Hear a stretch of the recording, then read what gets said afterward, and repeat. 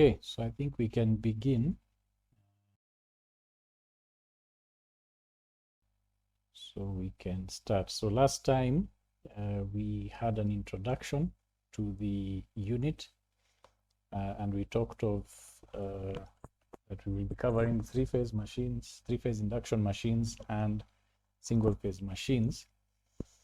So we started off talking about the mode of operation of three-phase induction machines, which consists of rotating magnetic field and also production of torque. So we will restart that because we were cut short. We will just go through that so that we can have it all as in one session. It is easier to understand that way. Then from there, we'll talk a bit about slip, and if there's time, we can do one example, right? So let's get started. Right, so we said that the operation of three-phase induction motors depend on the creation of rotating magnetic field and also the creation of torque, right? So those are the two phenomena that are required when you're dealing with three-phase induction motors. So three-phase induction motors, number one, you must have the rotating magnetic field. And number two, you must have creation of torque. So let's look at these two principles in turn. So the first one is rotating magnetic field, okay? So we said a rotating magnetic field is created when you have a magnetic field moving through that is caused by a current flowing through a conductor and the associated magnetic field that is created around it. So if you have your conductor, if that's the cross section of your conductor with the current flowing into it, we said that that symbol represents current flowing into a surface. It will create, or a magnetic field will be created around the current carrying conductor in a direction that is related to the Ampere's law, which is the right-hand current rule. So if you have a magnetic field flowing into the surface, you will have it flowing in a anti-clockwise direction.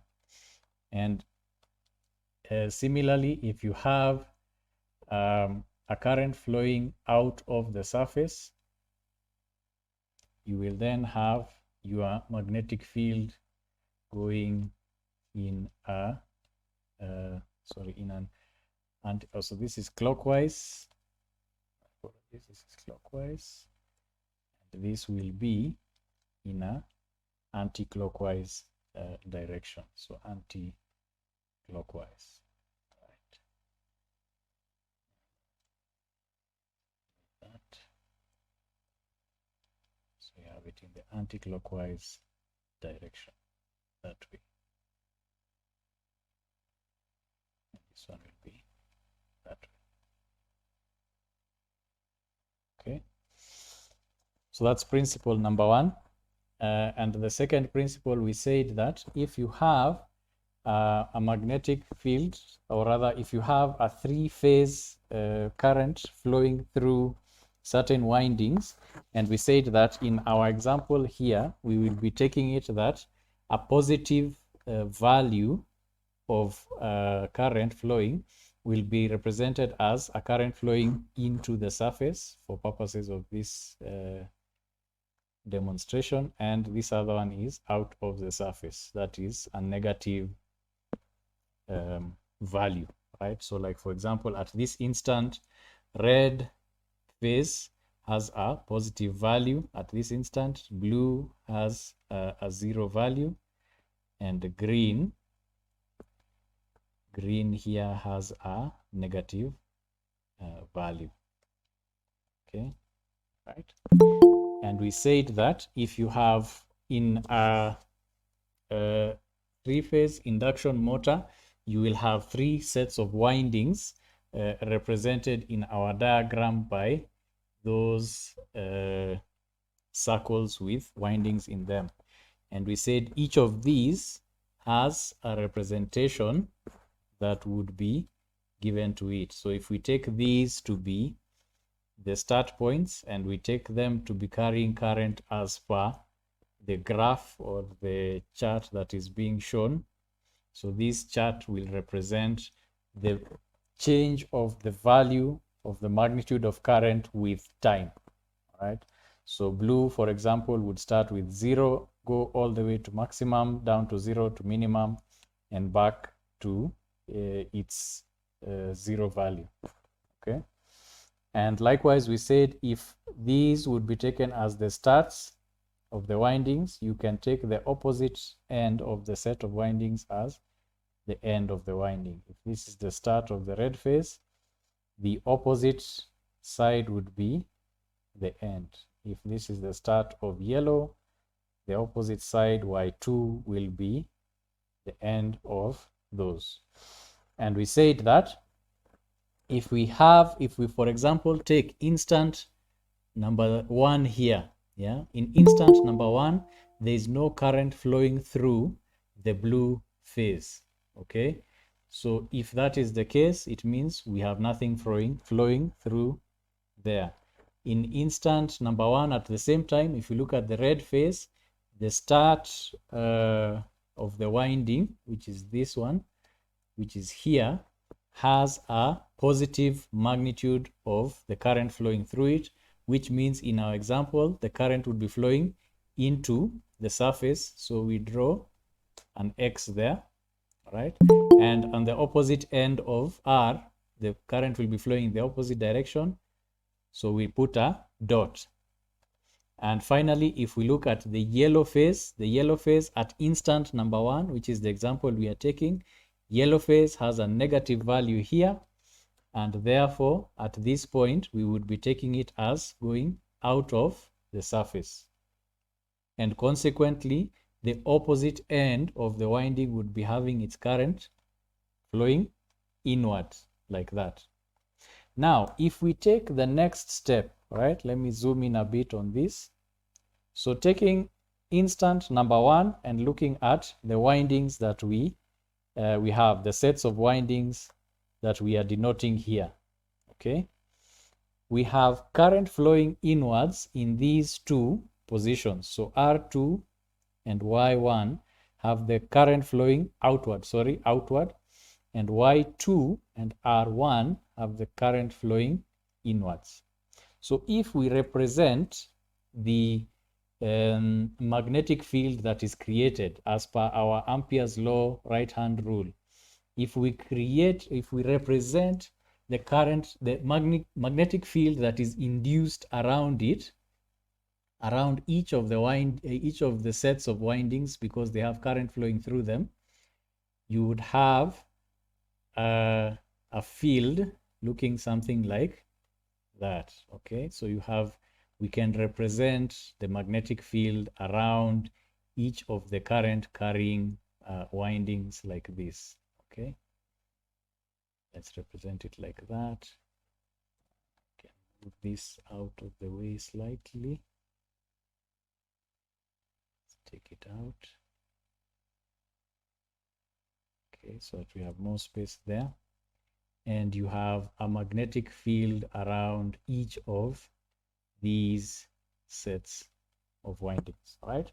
Remember, blue has no current flowing through it because at instant number 1, we have 0 there, right? Remember, we are looking at instant number 1, okay? This is what we are looking at. So we have now represented the currents flowing through each of the sets of windings. There are 3 sets of windings, each with a start and an end. And we have current flowing through them. And we have represented the magnetic field that flows around each of the windings, okay? Now, we said, according to our right-hand rule, okay, if you have your current, so let's take R2 here. If you have your current flowing outwards, according to the right-hand rule, The thumb will point in the direction of the current, and the fingers will wrap around the perceived conductor in the direction that the magnetic field will flow, which means that in R2, sorry, our magnetic field will be going in an anti-clockwise direction like that. Okay, try and use another color so that we can visualize it. If that is making it worse or better. Okay, and then we have our Y1, which will also go in a anti-clockwise direction. Okay, anti-clockwise. Okay, on the right hand side you have Y2 and R1, both of which have the currents flowing inwards, in which case you have them, the magnetic fields flowing in a clockwise direction. Let me shift this out. So you have your magnetic fields in clockwise directions.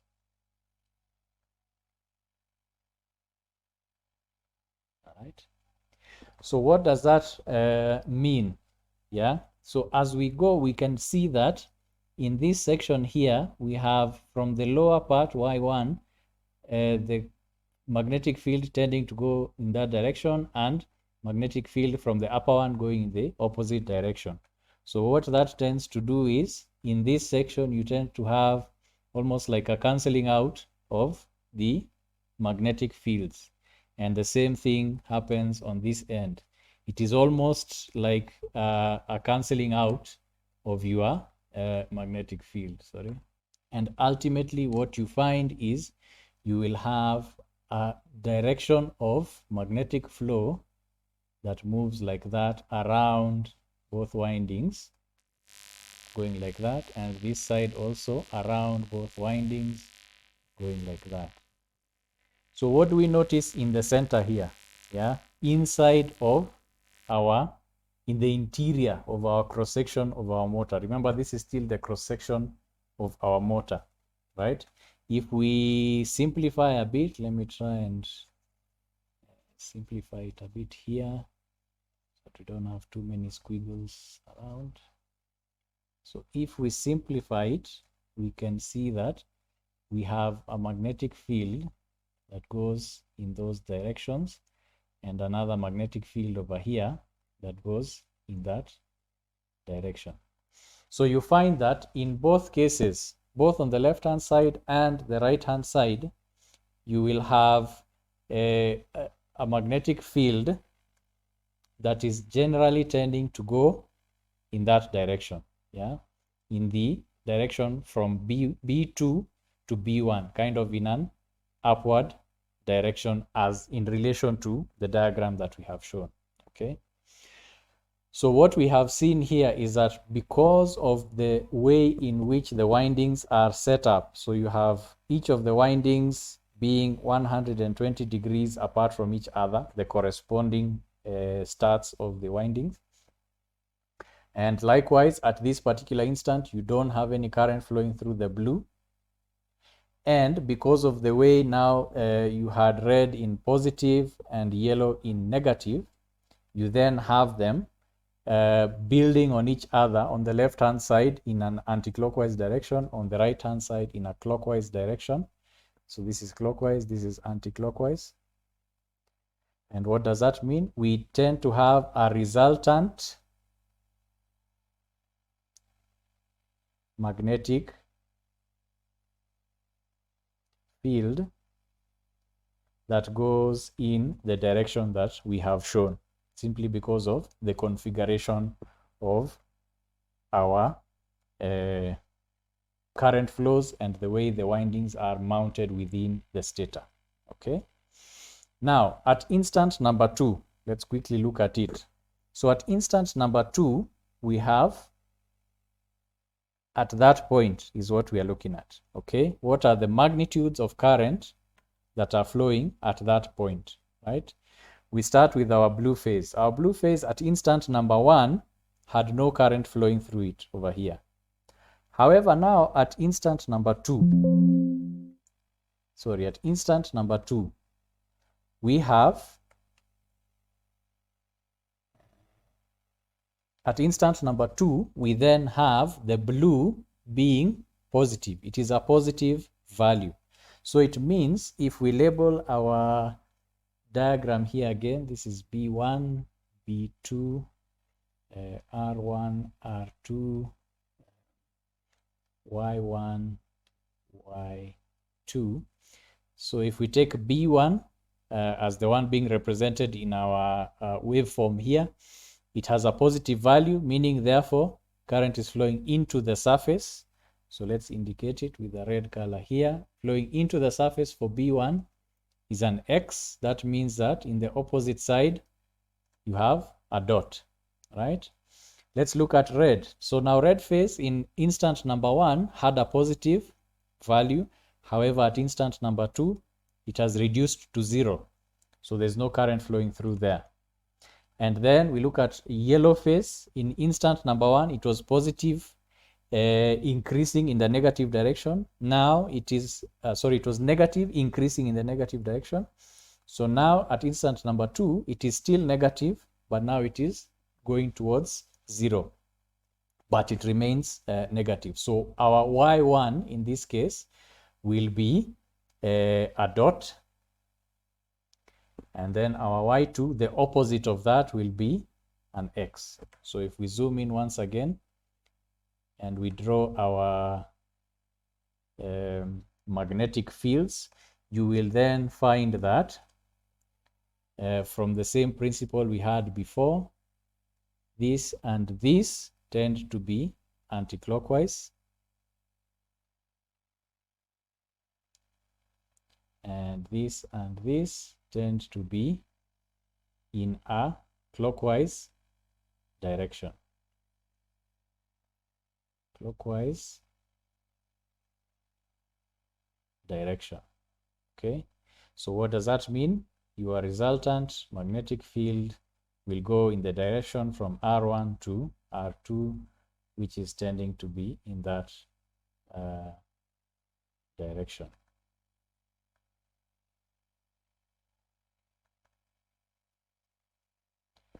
Okay, and we can do the same all along the timings of this waveform. So in essence, in point number 3, which is here, we can still draw them out. By the time we are reaching point number 3, yellow, which was continuing to tend towards 0, has now reached a 0 value. So there's again no current flowing through that particular winding. So Y1, R1, and B1. So there's no current flowing through that particular value. Then you have the red. Red now has completed its transition from positive to negative. It is now fully in the negative region. So you would have a dot for R1, and the opposite side, of course, you get a cross. And the blue now has gone, where has it reached? It is still in a positive, although it is declining. But that means our B1 is positive. It is an X. Let's use green here. It will be an X there. And the opposite is a dot. So what does that mean? We zoom in once again. If we look at our resulting magnetic fields that look like that and look like that, you have, for the dots, we have anti-clockwise, so going like that and like that. And for these ones, the X's, you have a clockwise resultant motion. Okay, so that means your resultant magnetic field is in that direction. Okay, so all this to say, we have, as the time continues and the natural flow of current continues through a 3-phase set of windings in an induction motor in the stator. Remember, this is still just the stator.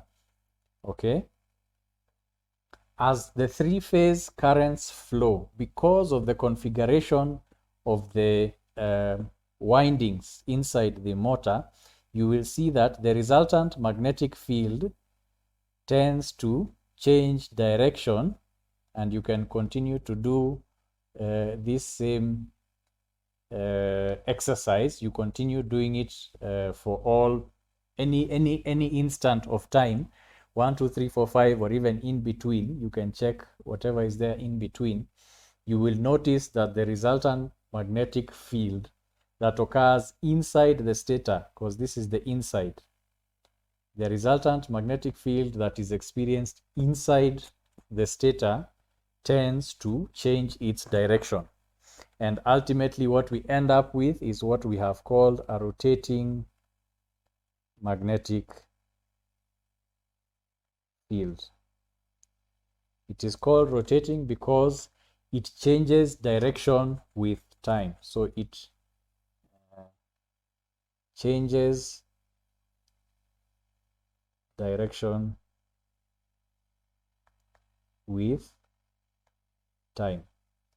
And that is the fundamental aspect of a three-phase induction motor. Yeah, if we look at our motor again, we had these notes that we had.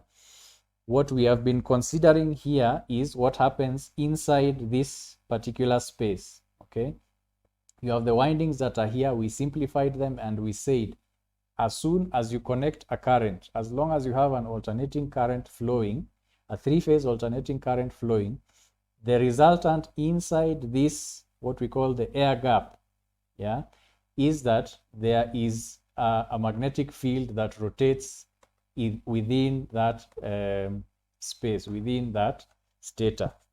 And that rotation of the magnetic field is the fundamental reason behind the induction motor.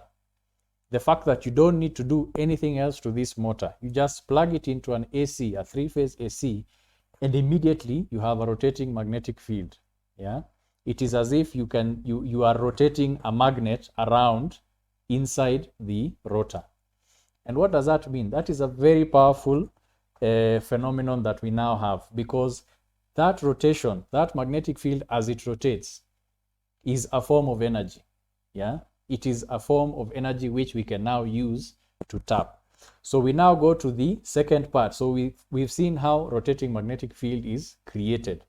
So how do we make use of this rotating magnetic field? We now use it to create a torque. So how do we do the torque? All right, let's go and check that out. So before we move on to that, is there any question on the rotating magnetic field? All right, so now how do we look at a rotating magnetic field? All right, so now what if you have a rotating magnetic field rotating within your stator? So what are some of the elements that, what are some of the characteristics that it has? That is what is being shown on this slide. So the rotating magnetic field, from now a different handed rule, let's call this a left-hand rule. Left-hand rule, and this is based on Lenz's law. Lenz's law. Lenz's law. So Lenz's law states that, in a nutshell, you will have three phenomena within a rotating magnetic field. So you have the thrust or the motion that is perpendicular to the field, that is also perpendicular to a flow of current, right? Anytime you have a moving magnetic field or relative motion between a field and a current, there will always be this interplay among the three different characteristics or the three different phenomena, right? And a rotating magnetic field will revolve at what you call a synchronous speed. So the synchronous speed is denoted by ns. And what it means is that if we go back to our waveform here, right, you notice that over the course of an entire wavelength, right, so from point 1 to point 1, the reason why they have the same name is that they correspond to each other. Someone has a question? They correspond to each other. The instant number 1 here, red, is at the same value yellow is at the same value. Okay, and what that means is, in the time it takes for the waveforms to go through one full wavelength, certain things will have happened. Key among them will be the magnetic field that is resultant within the stator will have gone from one direction all the way through, down, all the way round until it returns back to its original position. So it undergoes one cycle of rotation in the same time it takes for one wavelength of the AC to move from beginning to end, so to go back to the same point. And that is why you need the word synchronous. So synchronous means the rotating magnetic field is in synchrony with the AC. So the magnetic and the electric fields are they are synchronized to each other. And that speed is what we call N sub S. And that speed can be calculated. We calculate it by saying Ns is 120 F, which is the frequency of the applied voltage, divided by the number of poles. Let me explain the number of poles, what we mean by number of poles. In this particular example that we have here, we have actually two sets of poles. Yeah, if you have a three-phase set of windings and they are mounted such that you have only three pairs of poles in each, three pairs of windings. Each pair forms a set of poles, a pair of poles. Okay. If you have three phase and you can also have them in a configuration where you have 4 poles, and that would look like that, and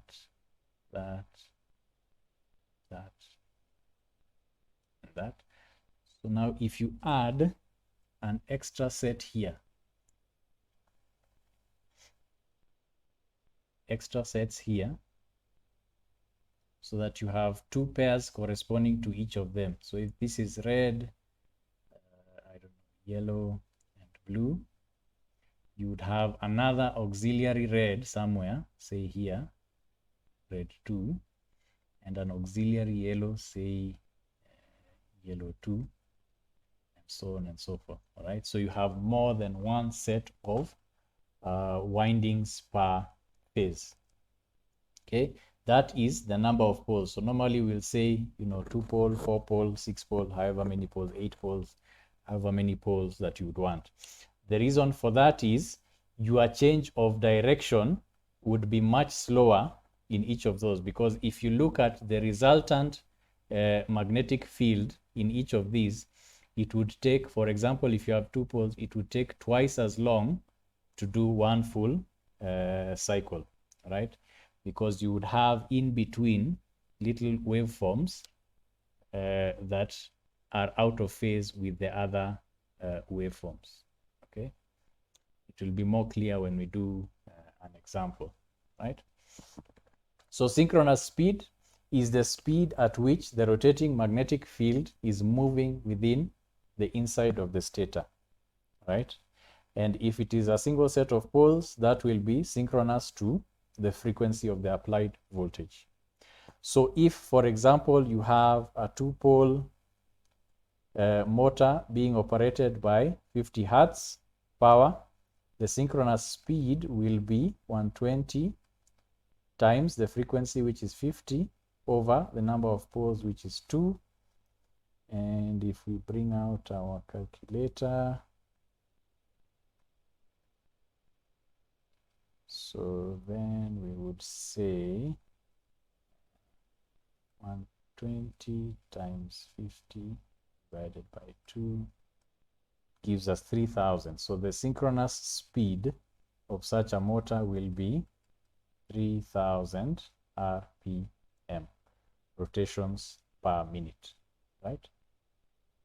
Okay.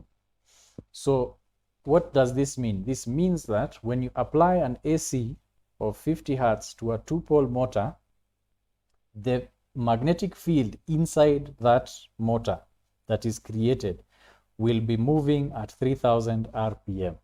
Okay, 3,000 revolutions per minute within that motor, right? Also, the direction of current can be determined by Fleming's right-hand rule. We'll get into that shortly. Rotating magnetic field induces a current in the rotor and in the rotor conductor. So let's look at that. Now, so what we now do next is we have our rotating magnetic field. We say these are the two key elements. So you start with your rotating magnetic field, right? How does that rotating magnetic field create a mechanical force? So that's what we are now looking at here, the creation of torque. So let's say you have your motor. Let me find a space here. So let's say you have your stator looking like that. And inside you had windings, the stator windings. We draw them looking like that. And then inside of that, you will then have your rotor looking like that. So this is the stator. And inside there, you have your rotor. Okay. And in between the windings, so these represent the windings. In between the windings, you have a small air gap, okay, that allows for the rotor to rotate without coming into contact with the windings of the stator. Remember, we said there's no physical or mechanical, there's no electrical connection between the rotor and the stator. There are no wires, there are no brushes, there are no bushes, okay? Now, what happens is your rotor, remember we said it has bars that are mounted all along. And I remember last week we had a question about this as to why we have the bars there. So I'm about to explain. So you have bars mounted inside the rotor and short-circuited at the ends. Yeah. So if we are looking at it from the end, so if you imagine on the surface nearest you, there's one short circuit, and on the surface at the farthest end, you have another short-circuiting ring that connects all of these bars. But each of these bars can conduct electricity, all right? Now, this is a cross-section of our three-phase induction motor. Let's assume that we have applied our AC, okay? So you have AC going in, three-phase AC to the sets of windings that are distributed all along the surface of the internal surface of the stator. Excuse me, sir. Yes. I'm requesting you remove the calculator. Oh, my apologies. Okay. Let's remove that. I've forgotten that was there. Okay. So that's clear now? Right. So we now have our three-phase induction motor that has the rotor inside it, and we have applied an AC. So what happens? You have your magnetic field, which is situated inside here, but it is rotating in a certain direction. Yeah. Remember, we said the actual direction with time changes over the course of the wavelength. So here, our magnetic field moves in that direction. Yeah. This arrow will point in a different direction as you proceed with time. Okay. So what actually happens is you have field windings at a specific instant. They will be, say, over there, but they will tend to move with time in a direction given by that arrow. All right. We zoom in a bit. So now what happens in the interaction between all of these components? So what we do is we zoom in to this part. Let's take a look at this area, which is what now we have down here, which explains the creation of the torque. So if we look at this diagram, we have the same thing. We have the stator on the outside, we have the rotor on the inside, we have the air gap, that is the gap between the two of them. And we have applied an AC, so you have a field which is represented by these dashed lines that is going from the inside of the stator pointing in that direction, or in the case of this diagram, it's pointing downwards from the stator oriented downwards. And the direction of the rotation of the magnetic field, the stator magnetic field, Yeah, the rotating magnetic field, we assume, moves in this direction. Okay, so what will happen? Now remember our Lenz's law, our left-hand rule. You have your field, you have your current, and you have a direction of motion, right? In this particular instance, we have made the assumption that these current carrying rotor bars, remember they are the bars that we are talking about here, these ones that we have shown, those are the ones that we have here, right? These current carrying bars, because they are inside the rotor and we have a magnetic field that is rotating, yeah, but the rotor is not moving, okay? It is just situated inside the stator. It is free to move, but it is not moving as yet. What happens is, from the perspective of the rotor itself, it appears that the magnetic field is rotating, which is what we have already said. And from the perspective of each of these individual rotor bars, the current carrying conductors,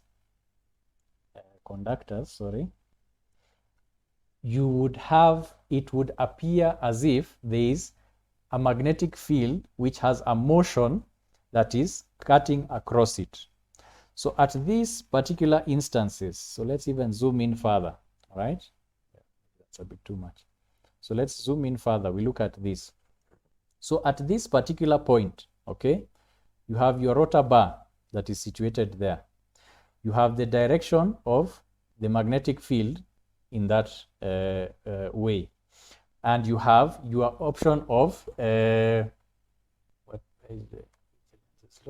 so you have a motion of the magnetic field itself. You have it moving in this direction. Where is the motion? So we've said the motion, which was indicated up here, the direction of rotation is moving towards the left in this particular case, all right? You have the direction of the magnetic field, which is, in this particular case, moving down. So the field is here, okay? And what happens when you have those two? So you have now, you have these two components. You have the rotation of the magnetic field as number one, and you have the direction of the field itself. So those are two different things. The direction in which the field is rotating and the direction from north to south, okay? Remember those two things. So the direction of the field is the right hand, the thumb, sorry, and the direction of the field, you point your index finger, and I would encourage you to do the same. You point your index finger in the direction of the field. It might be useful if I bring back the camera. That would be tricky. Maybe next time. But in this particular case, so you have those two. So you have the motion pointed at with your thumb and the field pointed at with your first finger. Now, if we have your middle finger now perpendicular to both of those, you will end up pointing with your first finger downwards, your thumb pointing in that direction, and you will find that your middle finger is pointing in the direction of the current that will be flowing, that will be induced inside our conductor here, okay? This conductor that we have talked about will have a current induced in it, and you can see it is denoted with an X or a plus in this size, meaning that the current that starts to flow is flowing into the surface as per our configuration here, okay? So very important, right? What have we seen here? We have seen that you have a rotating magnetic field created by a three-phase current flowing in the stator of a three-phase induction motor. That field encounters the rotor, which has current carrying conductors. Because the rotating magnetic field has a motion, it has a rotation. Yeah? It's a physical motion with time. There is a force that will be applied to the rotor conductors, or sorry, not a force yet, an induction, an induced current that will be applied into the motion of into the rotor conductors that will start flowing inside there, okay? So now we've reached a stage whereby you have move it a bit this way. So you have, we take one of those conductors with the current flowing in it, and it is still surrounded by the magnetic field, and the direction of the field is that way, but it has a motion that is perpendicular, and there's a current flowing inside. Okay, so it goes to yet another phase. Okay, so we've reached a stage whereby we had the rotating magnetic field. Now we have the current flowing inside the rotor conductors. Now that current, same thing applies to it. Yeah, our Ampere's law still applies to it. You now have a current flowing inside the rotor conductors that will now create its own corresponding magnetic field over here, right? So what does that field do?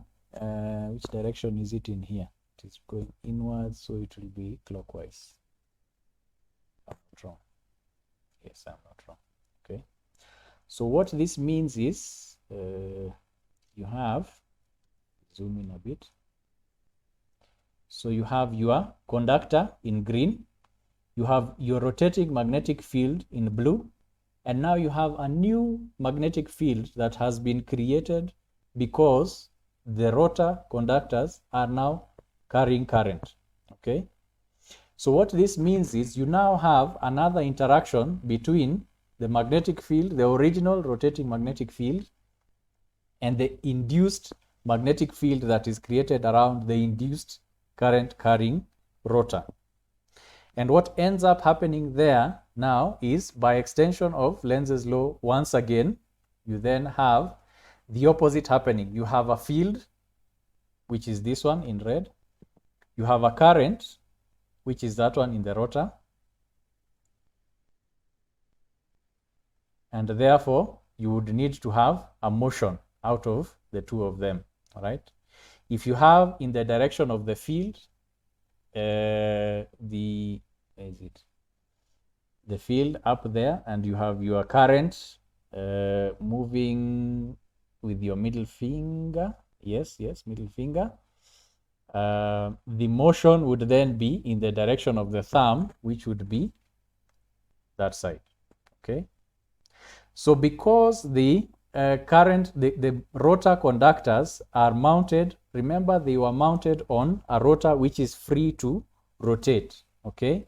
They are all mounted here together. This phenomenon is happening across the board for all of the rotor conductors. So each of them will end up experiencing a force because of the interaction of their own field against the rotating magnetic field. They will end up experiencing a force on each of them going in that direction. Okay.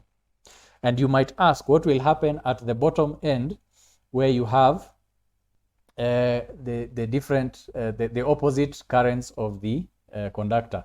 What you will note on that side is they will be having the opposite configuration. Remember, the current at the top will flow in the opposite direction at the bottom. So at the bottom end, the force would be in the opposite direction. So what you then end up having is you have now created a torque that tends to move the entire, that it is a force that is acting physically or mechanically onto the rotor. All right. So what this means is you have now achieved the second part of it, which was creation of torque, right? Through a long sequence of events, you have a torque that acts on the rotor and makes, it is a force that acts on the rotor, and if the rotor is free to rotate, which we saw because it has bearings, so it is free to rotate because of these bearings, it will now be able to rotate inside the air gap of the stator, and there we have achieved motion. We say we have started the rotor, and it is now will proceed to create new mechanical motion. And that, in a nutshell, is how we achieve starting of an induction motor, and indeed continued motion of an induction motor out of a three-phase AC current. Okay. Any questions? Thank you.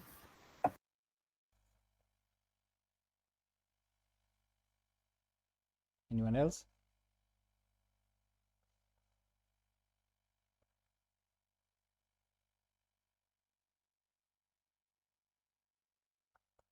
Okay, then we can stop there.